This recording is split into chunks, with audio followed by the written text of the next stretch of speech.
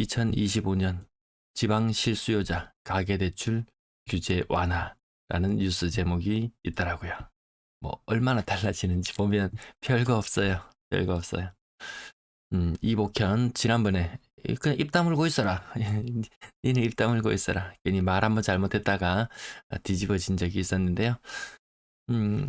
핵심 내용은요. 제목은 뉴스 제목은 이러합니다. 하지만 핵심 내용을 보면요. 강화된 가계대출 관리 기준은 내년에도 변함이 없을 것이다. 지방 실수요자에게 일부 규제 완화. 지방 실수요자에게 뭐 해주는가 살펴보니까요. DSR 이거는 바꿀 수 없어. DSR 원칙은 바꿀 수 없어. 스트레스 DSR 요것 2단계 차등 적용한다고 합니다. 사실 뭐 스트레스 DSR 때문에 지방에서 집을 못 살 정도라면 그 소득이 굉장히 낮은 그런 계층일 텐데요. 대다수는 해당이 없습니다. 수도권 같은 경우에는 스트레스 DSR에 걸려서 대출 한도가 줄어드는 경우들이 좀 발생할 수 있지만 지방에는 그것 때문에 집 못 살 일은 없을 것 같다. 가계대출 공급할 때 총량 규제를 일부 완화하는 방안을 검토하고 있다.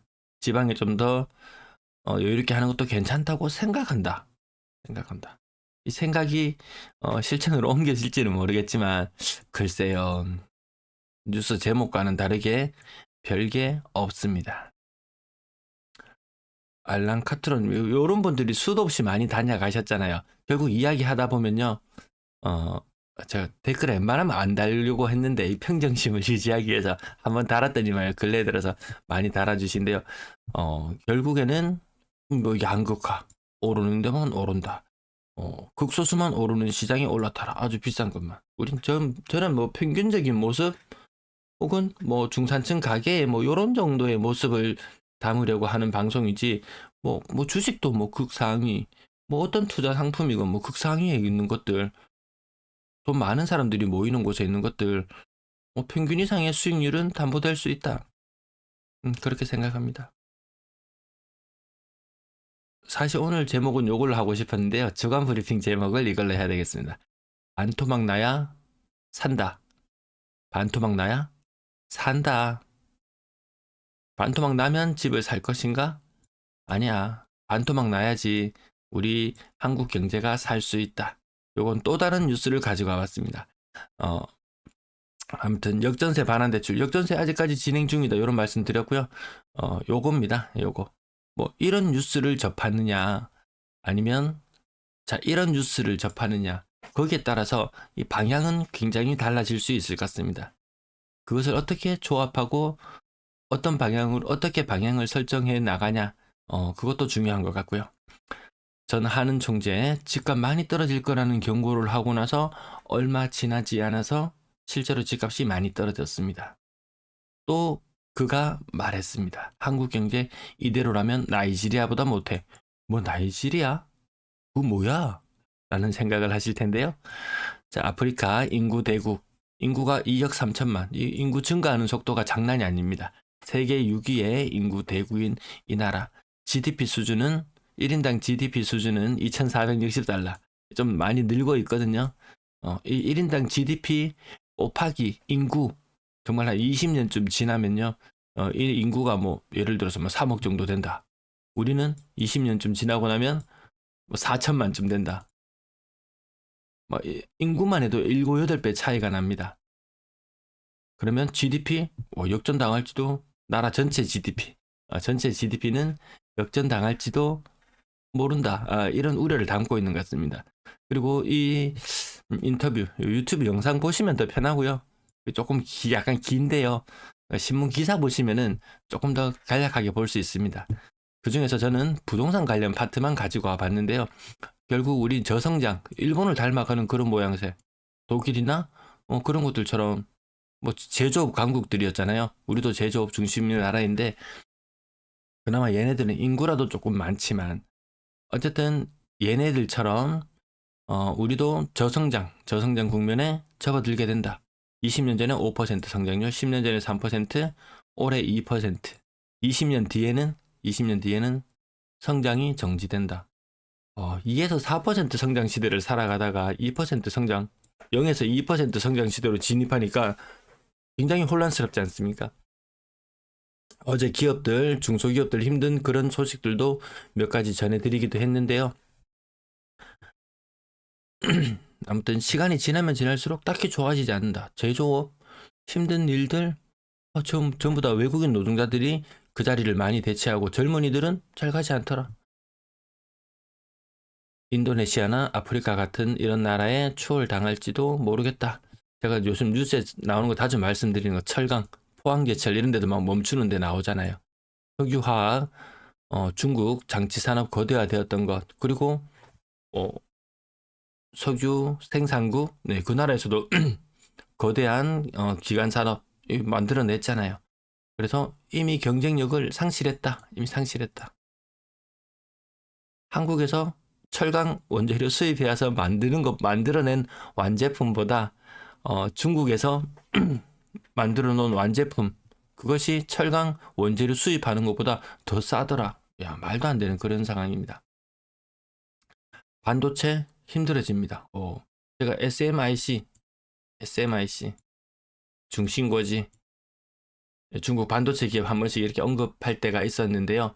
얘는 주가가 제가 그때 말씀드렸을 때 한 16불, 근래 한 35불까지 갔다가 한 28불 수준으로, 얘들은 주가가 급격하게 상승하고 있는데 이 당시 16원, 뭐 편하게 단위는 무시하겠습니다. 16, 이게 아마 홍콩 시장에 상장되었던 걸로 제가 봤는데요.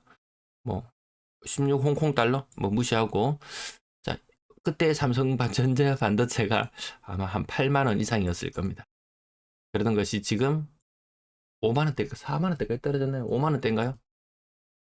뭐 이렇습니다. 야, 이 주가를 보면 그 기업의 미래가 보이지 않겠습니까? 반도체 힘들다. 자동차 그나마 선방하고 있었기 때문에 대구도 그나마 상황이 조금 나았죠. 부품 뭐 2차, 3차 이런 밴드들이 워낙 많기 때문에 자동차마저 위협받고 있는 이런 상황이다. 뭐 인공지능 이런 거, 로봇 이런 거는 아예 갖다 대지도 못하고요. 그래서 다시 부동산 이야기로 넘어갑니다. 왜 이렇게 힘드냐? 소득 대비 집값이 너무 높다. 물론 여기에 나오는 그 집값, 뭐 PIR, Price to Income Ratio, PIR 기준, 소득 대비 집값의 비율을 나타낸 것, 선진국의 2배. 물론 이건 수도권의 이야기에 좀 국한되기는 합니다. 근데 경제 구조 자체가 한국은 75%가 부동산 몰빵, 25%가 금융. 선진국은 반대죠. 미국은 정말 부동산 30%, 금융저축 70%인데요. 와, 노후가 그냥 대비됩니다. 10년, 20년, 뭐 노후연금 이런 거 넣어놨는데 그 가치가 한 10배씩 올라가고 이런 뉴스들을 접하는 것을 보면 우리는 그게 안 되잖아요. 부동산에 들어가 있어도 계속 노후를 걱정해야 되는 그런 상황. 자, 빈부격차가 심화되고 삶의 질이 악화되고 저성장의 원인이 되고 있는 집값은 앞으로 어떻게 되어야 하는가? 집값은 반값으로 내려야 된다. 반값으로 내려야 된다. 이 말씀을 가져가 봤습니다. 외국 선진국의 경우와 비슷한 수준으로 좀 내려야 된다. 뉴욕이나 런던 뭐 이런 데 아주 막 초고가 또 주택 가지고 와가지고 거기에 비하면 아직도 싸다 이렇게 아주 이야기하지만 그 평균적인 모습을 보면 우리나라가 2배 정도 더 비싸다. 우리 집값을 매년 2, 3%씩 하락하도록 유도해야 된다. 완만한 하향 정책 지속해야만, 그래야지 우리나라가 살 수 있다. 우리나라가 살아야 더 비싼 집을 가진 사람들도 경제가 살아나면 또 집값은 자연스럽게 뒤따라 올라가는 그런 모양새가 되어야 되지, 집값만 올린다고 혈안이 되어 있으면 다 같이 공멸하는 그런 모습을 담을지도 모르겠다. 미국의 보유세 한 번씩 가지고 와봤었는데요. 미국의 실질적인 이런 다른 여타의 선진국들은 보유세가 1.5%, 우리나라는 0.5%. 진짜 세금, 집에 대한 세금은 정말 되지 않습니다. 아마 장기적으로는 세금 거둘 데가 없잖아요. 올해도 계속 뭐 세수가 적자죠. 작년에 이어서 올해도 마찬가지인데요. 돈 쓰는 건 많은데 수입은 안 들어온다. 이 가계와 지금 기업과 정부가 모두 한 배를 타고 있는 그런 모습인데요. 뭐 집 많이 가지려고 굳이 욕심내지 않아도 될 것 같다. 이 보유세는 올라갈 수밖에 없는 그런 모습으로 하게 될 것 같다. 아무튼 이 인터뷰의 핵심적인 내용은 집값이 반토막 나야 그나마 경제가 살아날 수 있다. 이런 내용을 담고 있습니다. 근데 여기서 이런 사람들이 말하는 2, 3%씩 하락이라고 이렇게 이야기하는 것은요. 우리가 피부로 체감할 때는 그 서너 배의 체감이라고 생각하시면 될 것 같습니다. 네, 운수님 지금 읽고 있는 뉴스는 요겁니다. 예. 박승 전 한은 총재 한국 경제 이대로면 나이지리아보다 못해. 요 라이브 라디오 방송에 나온 내용에 그 구조적으로 지금 현재 겪고 있는 내용과 그리고 부동산 내용, 그 내용만 간추려 봤습니다. 여기에도 물론 좋은 대안들은 나와 있었습니다. 근데 그 대안이라는 것의 핵심이 결국 집값이 떨어져 줘야 된다. 집값 떠받치는 정책 하지 마라. 자, 이렇게 이야기하는 분도 있고, 지방 부동산 살려줄게. 이런 이야기하는 분도 계십니다. 네, 소리님 반갑습니다. 소리님께서 댓글로 그 각계각층의 다양한 부류의 일을 하시는 분들 만나본 이야기를 잠깐 하려다가 마셨던 것 같은데요. 다들 쉽지 않다 그럴 거예요, 아마. 불과 제가 24년 초반까지만 해도 자영업자만 힘들다. 이거 점점 전이 될 것이다. 어제 조소기업들, 아주 좋은 기업, 조소기업들, 지금 대기업, 전부 다 지금 다 같이 이야기 나오고 있잖아요. 내년 되면 본격적인 구조조정의 시간. 올해는 뭐 구조조정 한다고 말만 있었지, 부채가 지금 눈덩이처럼 불려지고 있는 그런 상황. 아무것도 해결된 것이 없었다. 어제 PF발 그 엄청난 그거 200조가 넘는 그 돈, 이거 이자만 해도 30조. 근데 온만 가게들이 돈을 빌려갖고 5집 중에 한 집이 빚을 못 갚아가지고 연체되고 있는 그 자산의 그 부실한 규모가 50조 정도라고 하는데요. CF 이자 이만큼 불어납니다.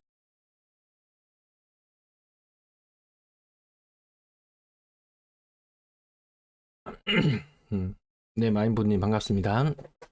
이 20분 들어와서 보시면 엄청 많이 보시는 거예요. 자, 쿠팡 관리 조금 이용해 주시고요. 자, 매도 물량 45,500개. 계속 이 상태 유지. 현재는 뭐 큰 변화가 없습니다. 내년에도 뭐 정치 쪽으로 워낙 쏠림이 강해지다 보면 부동산에 대한 관심은 더 떨어지게 되면 안 팔리면 매물은 늘어날 수밖에 없는 그런 상황이 같습니다. 전세 물량 7,000개 아래쪽으로 내려와 있고요. 월세 물량은 7,400개 살짝 늘어나 있는 모양새. 분양권 매도 물량 거의 한 20일 만에 조사를 해봤는데요. 분양권 매도 물량이 많이 줄어들었습니다. 이 거래가 많이 되었느냐? 거래가 많이 되었다기보다는 남구 대명동과 이천동 여기에 엄청나게 이제 입주를 하게 되면서 분양권 매도 물량이 줄어들었습니다. 매도 물량 아무튼 근래 들어서 가장 적은 수준. 근데 이게 눈에 보이는 게 다가 아닌 부분이 입주는 시작되어서 네이버 부동산에서 이 부동산 매물로 집계는 되지 않지만 현장에 가면은 와 이거 안 팔려가지고 애먹는 사람들 많이 있습니다. 입주한 지 한 6개월이 더 지났는 것 같은데 여전히 분양권 상태로 이렇게 떠도는 물건들도 보곤 합니다. 매수 심리는 이때 서울이 꺾이면서 혹자는 지방의 시대가 올 거야 이렇게 또 이야기하는 사람도 있었는데 아닙니다. 서울이 꺾이면서 지방은 더 거래 가뭄에 시달리고 있는 것 같습니다. 요맘때쯤이 서울의 거래량이 꺾였을 때 꺾였을 때고 그때 이후로 잠깐 살아나는 듯 했지만 약간 우물 메우기 요 정도 느낌. 이도 저도 아니더라. 아무튼 올 연말의 거래량은 1,500건 수준까지. 1,500건? 와, 그보다 더 심할지도 모릅니다. 제가 연초에 시뮬레이션 했을 때는 1,300건 이런 이야기도 말씀드린 적이 있었는데요. 1,500건 하회할 가능성이 조금 더 커 보인다. 내년에 지방 살려준다는 그 뉴스 그 말 믿고 투자하시겠습니까? 글쎄요. 6억 이상 아파트 300건에서 200건대로 3분의 2. 3분의 2. 서울은 어느 정도 수준이냐 하면요. 15억 이상 아파트가 2,400건에서 800건 수준으로 3분의 1 토막 났습니다. 지방은 그 정도까지 이 기준이 6억이다 보니까 서울은 15억 기준으로 제가 이 집계를 하고 지방은 6억 기준으로 집계를 하니까 상대적으로 조금 상황은 나아 보이나요? 저는 딱히 잘 모르겠습니다. 5만 대출 정책 자금 내주고 5만 거 다 해줘도 과거의 영광을 재현하기는 어렵다. 분양권 거래량도 분양권 매물도 줄어들고 거래량도 같이 줄어들고 있는 그런 정도의 모습이고요. 실거래 가격 한번 봅시다. 두산 이브더 제니스 띄엄띄엄 거래 있습니다. 범어 쌍용예가 32평 8억 4천, 유림 노르웨이 숲 8억 3천, 한대 다 10억 이상씩. 수동 롯데캐슬 퍼스트 3층이라서 가격이 조금 낮았고 얘가 근래 가격 조금 괜찮았었죠. 을지맨션은 직거래였고요. 직거래 아니었다고 해도 아마 이 가격 수준이었을 것 같습니다. 동대구 이안센트럴 D 6억 2천. 한 게 뭐 6억 얼마 가져갔던 거예요. 이때 가격이 좀 많이 치솟아 올랐을 때 6억 9천. 좀 있으면 7억이다 이런 이야기 했지만 웬걸. 그냥 그걸로 끝입니다. 한 개 오르는 거 있으면 그 다음에 내리는 거 있고. 월배 3정 5억 7천. 상인 화성파크 드림 직거래가 이거 가격은 좀 심했습니다. 직거래인데 58평 5억 5천. 이건 좀 심한 느낌 듭니다. 천마타운 31년 차. 가격 힘을 못 씁니다. 그나마 힘쓰는 것은 시내권에 있는 곳. 남산동의 입지가 탄탄한 모양입니다. 소형 평형이 4억 8천. 계속 소형 평형 강세를 띠는 그런 모습을 보여주고 있고요.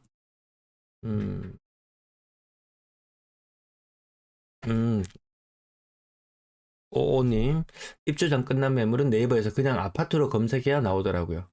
마치 아파트로 검색하면 거기에 분양권이라고 표시되어 있죠.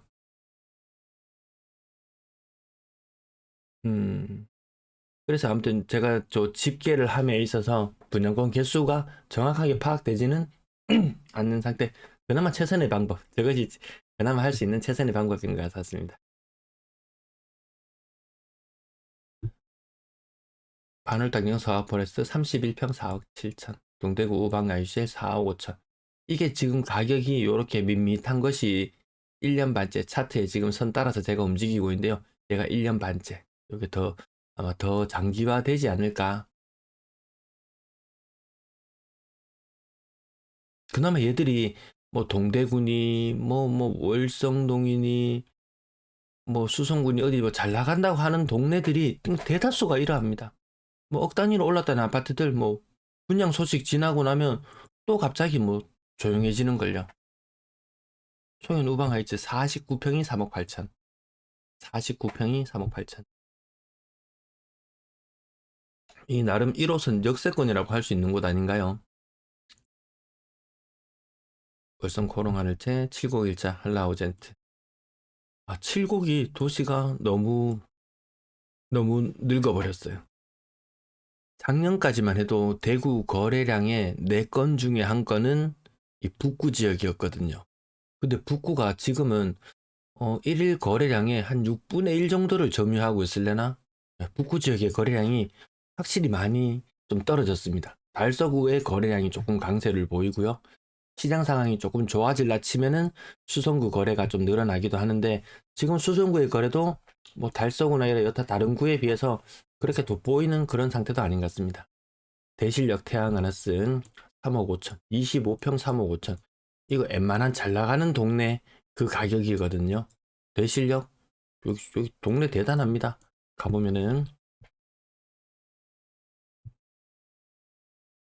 좀 유동인구가 좀 많다라는 느낌이 드는 곳. 대구에서 그래도 이거 몇 개 손가락으로 등만 한번 꼽아봐야 되겠습니다. 어느 동네가 유동인구가 좀 많은 동네인지 그러면 그 중에 하나로 반드시 포함될 만한 곳. 코롱하늘채 26평형 3억 4천. 장기동 코롱하늘채. 이쪽도 유동인구가 상당히 많더라. 삼성 한국형 아파트, 이 계대병원, 네, 계대병원 건너편에 있는 아파트죠. 30년째 다 돼 가는데요. 이 세대수도 엄청납니다. 세대수 엄청나죠. 달구벌 대로죠. 지하철 2호선 라인이죠. 다 가졌어요. 다 가졌어요. 49평 3억 4천.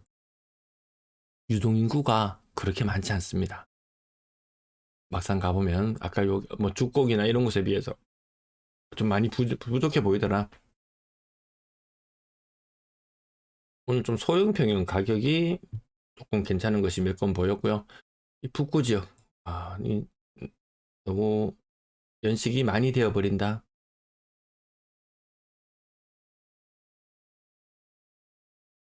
테크노폴리스 이런 동네도 어느덧 10년, 20년, 30년 지나면 딱히 답이 안 나올 정도.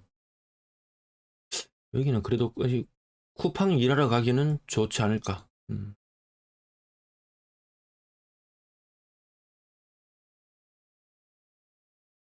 북구, 뭐, 칠곡 그런 지역에서 조금 새 아파트다. 조금 새 아파트 느낌 나는 것들도 20년 차. 좀 됐다 하면 30년 차.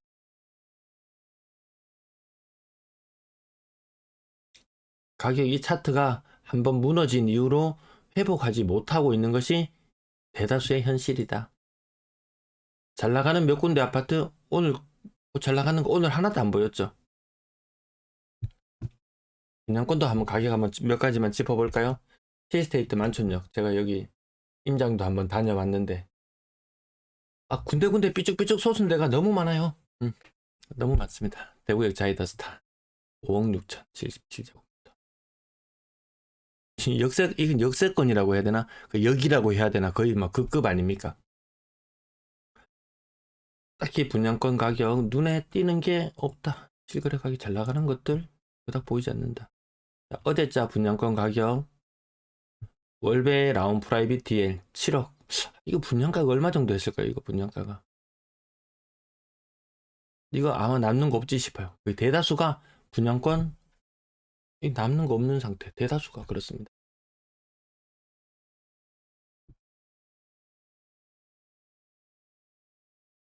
뭐 잔금해야 되고 이러면 막 몇 억씩 해야 되는 그런 사태. 대명자의 그랜드시티 소형 평형 4억. 이거 아직까지 미분양일 거예요. 대구역 자이더스타 5억 7천. 이 오피스텔도 엄청난 경쟁률을 기록하고 막 그러던 시절이 있었습니다.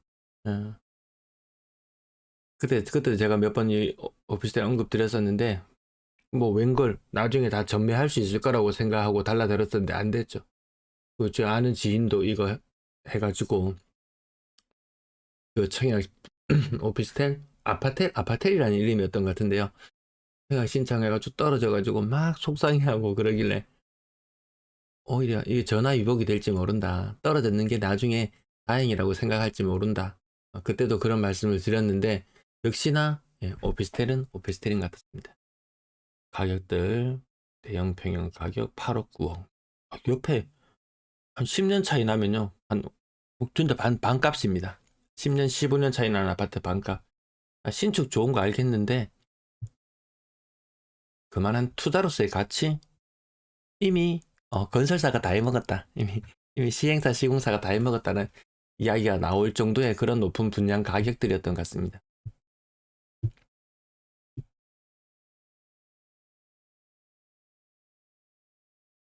네, 다시 1부 조금 빨리 진행하고 마칩니다. 이제 1시간씩 하니까 너무 힘이 딸리더라고요. 전세 거래량 조금 부족하다 요 말씀 드렸고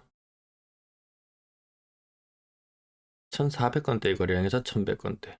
아무튼 10월에서 11월로 이 넘어가는 단계에서 10월만 추석 지나고 반짝 좋았지. 그 이후로는 매매 거래 20% 이상 감소, 전세 거래 20% 감소, 분양권 거래 한 10% 감소, 월세 거래 더 많이 감소. 전세 가격은 오르락 내리락 연초와 비슷한 수준을 보여주고 있습니다. 이때가 정말 화려했던 시절. 전세 막 4억 5억 이거 아무렇지도 않던 시절. 전세 자금 대출 받으러 가면은 금리가 2%, 한 중반 정도에 막 3억, 4억 우습게 대출 내주던 그런 시절. 그 시절이 다시 오리라? 근데 항상, 음, 좀 이렇게 좀 잘 내다보는 사람들은 이 선진입에서 들어 앉아 있는 부류. 부류. 돈을 버는 사람은 그렇게 들어 앉아 있다가 이 상승을 알뜰살뜰 발라먹고 나오는 부류. 또 한 부류는 미리 예측은 잘하는데 들어 앉아 있다가 지긋지긋하다라고 손 털고 나오는 것이 있죠. 그래서 손해를 보는 부류도 있고요. 그리고 이 주가가 크게 상승하거나 하면 아파트 가격이 크게 상승하고 나서 떨어지고 나면 항상 설거지하는 부류가 있습니다. 설거지하는 부류. 한국 주가 지수 얼마까지 갔었던 거예요? 한 3,600? 3,700까지 갔었던가요? 지금 한 2,400 수준으로 이 꼬라박는 동안 이 말이 그냥 뭐 3분의 2 수준이네. 고점 대비 3분의 2 수준이네. 이렇게 생각할지 모르지만 주가는 막 세 토막 네 토막 나는 것도 막 수두룩합니다. 막상 시장에서는 이거 반 토막 나면 올라가려면 100% 올라야 되잖아요. 예, 가격이 50% 하락. 내려올 때는 50%, 올라갈 땐 100%가 올라야 본전. 이게 쉽지 않거든요. 그래서 지금 주택시장에도 지금 설거지 하는 사람들이 잔뜩 들어앉아 있는 그런 형국이다. 괜히 어디서 뭐, 그래서 부동산 이야기 해봐야 편 갈리고 싸움밖에 안 납니다. 잘 되는 시장에서는 서로 으쌰으쌰하지, 이렇게 막 다투지만은 않거든요. 부동산 시장은 계속 그런 형국인 것 같습니다. 월세 거래량도 많이 부족한 11월. 전체 임대 거래량. 서울의 월세 가격이 오늘 조사를 하다 보니까 이 많이 올랐더라고요. 월세 가격이. 전세 가격이 올랐는데요. 좀 확실히 이 수도권 사람들은 좀 돈에 있어서는 좀 빠꼬미 느낌? 어느 정도 전세가가 올랐냐 살펴보니까요. 4%? 5%? 요 갱신했을 때 올릴 수 있는 범위 있죠. 뭐 그냥 그 정도 수준 올랐고요. 월세 가격은 확실히 올랐는 게 느껴졌습니다. 근데 월세의 보증금은 떨어져 있더라고요. 서울도. 그래서 뭐 80 몇 주 연속 상승이니 뭐니 이렇게 이야기하지만 그렇게 대단하지 않더라. 범호동 월세 가격이 올랐으면 아마도 월세 보증금이 조금 떨어졌을 겁니다. 평균적인 모습을 말씀드리자면 제가 범호동도 최근에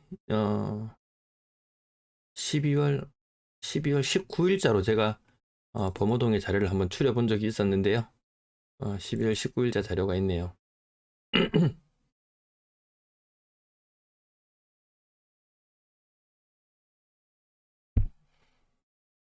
범호동의 집값이 올해 들어서 그래도 뭐 한 5천 1억 뭐 한 10억짜리 기준으로 한 5천 1억 올랐으면 월세도 뭐 그 정도에 발맞춰서 올라줘야 되지 않겠습니까? 자, 월세 범호동입니다. 범호동 지역만 따로 추려놨습니다. 센스 카먼 센스, 네, 카먼 센스님. 자, 월세 차트가 살짝 안 맞을 수도 있지만, 자, 평균 월세 가격 여기 아마 2년 전과 견주었을 때 막대 그래프로 나타낸 것 같은데요. 잠시만요. 아니네. 다시 2년 전과 견주었을 때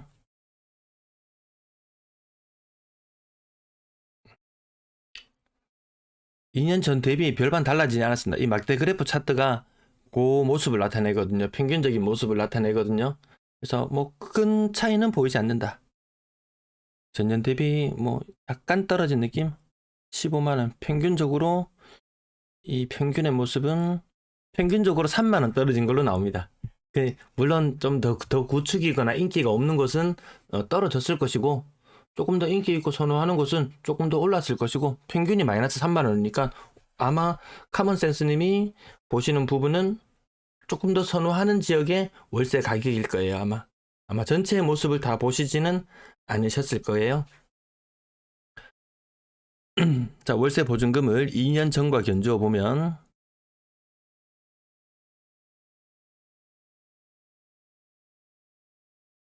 네, 이 막대 그래프 지금 보이시죠? 네네. 막대 그래프 보시면은 아까 평균 월세 가격은 큰 차이가 없는 것. 여기서 보시면 뭐 큰 차이가 없다. 평균적으로 봤을 때 한 3만 원 정도 차이 난다. 이렇게 보셨는데요. 이 보증금 자체는 평균적으로 제가 평균을 내보겠습니다. 한 6천만 원 정도 떨어져 있습니다. 예. 월세 기준으로 봤을 때 보증금은 이게 범어동의 모습이에요.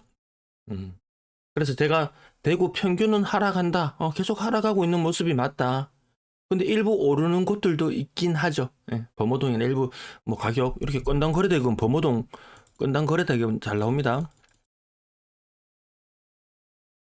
뭐 올 초에 8억 2천이었다가 올 여름에 9억 4천이니까 거의 억 단위로 올라 있어요. 그러면 좀 더 많이 오른 곳도 있고 좀 더 많이 떨어진 곳도 있고, 근데 사실상 떨어진 곳들이 비중이 훨씬 더 크다 보니까 전체 시장은 떨어졌다고 판단하는 게 맞겠고, 그 떨어지고 있는 시장에서도 접속이 끊겨버렸나요? 방송은 되고 있나요? 잠깐 뭔가 멈춰서. 괜찮아.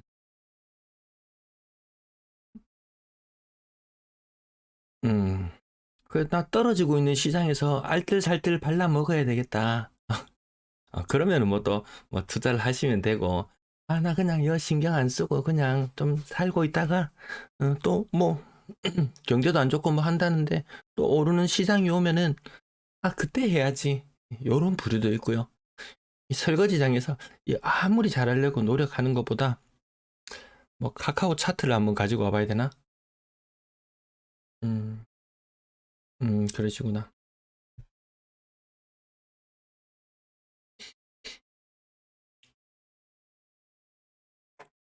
음, 그 범어동 지역은 평균 범어 네고리 쪽은 대형 평형은 보니까 어제 월세가 뭐 200 몇십만 원짜리 이런 것도 한 번씩 보이곤 합니다. 요런 데 보시면은 이 대형 평형들 좀 국평만 정렬해 놓고 보면 뭐 100만 원, 140만 원 비싼데, 범어 라우움 프라이빗 이런 데는 보증금 5천에 월세 200, 빌리브 범어는 보증금 5천에 월세 230, 뭐 이렇게 조금 넘사벽인 곳들도 있습니다. 대구 평균을 훨씬 상회하는 곳도 있습니다. 자, 요렇게 다 살펴보고 있다. 뭐 잘 나가는 지역은 안 살펴보고 이런 것도 아니고, 이 방송할 때만 살펴보는 것도 아니고, 계속 살펴보면서 여러분들 시간을 절약시켜 주는 것이 저의 목적이다. 네, 늘 이렇게 말씀드려 왔는데요. 아무튼 너무 많은 정보를 이렇게 너저분하게 계속 말씀드리기도 그러하고, 그 부동산 가격도 근래에 큰 변화들이 없고, 아까 대다수의 차트가 1년 반세, 1년 반 동안 거의 횡보장이었기 때문에, 그럼에도 불구하고 매일같이 이렇게 방송을 하는 게 대단하지 않습니까? 근데 조회수가 확실히 떨어지는 게 느껴집니다. 그리고 저는 어, 찔긴 놈이 이긴다. 찔긴 놈이 이긴다. 요걸 근래 생각했던 것이, 죄송합니다. 항상 제 영상에는 싫어요, 싫어요가 항상 2개씩 매일 체크됐습니다. 근데 근래에는 싫어요가 사라졌습니다. 진짜 줄기차게 싫어요를, 그것도 아주 영상 조회수 한 50 정도 나올 때쯤 되면은 아주 구독을 하시고 싫어요를 누르시는지, 항상 그렇게 빨리 누르시던 분이 이제 나가 떨어졌습니다. 그렇게 끈질기던 분도 떨어졌습니다. 하지만 저는 이 자리를 지키고 있네요. 자, 한 해 다들 잘 마무리 하시고요. 또 추가 브리핑 내용으로 찾아뵙겠습니다. 영님 이제 가려고 했는데, 네. 이만 마무리 하려고 합니다. 네, 반갑습니다. 주말 잘 보내시고요. 진눈깨비가 살짝 뿌리는 것 같기도 하고, 내일 되면 또 기온도 또 많이 떨어질 것 같은데요. 감기 조심하시고요. 이만 들어가 보겠습니다. 시청 감사합니다.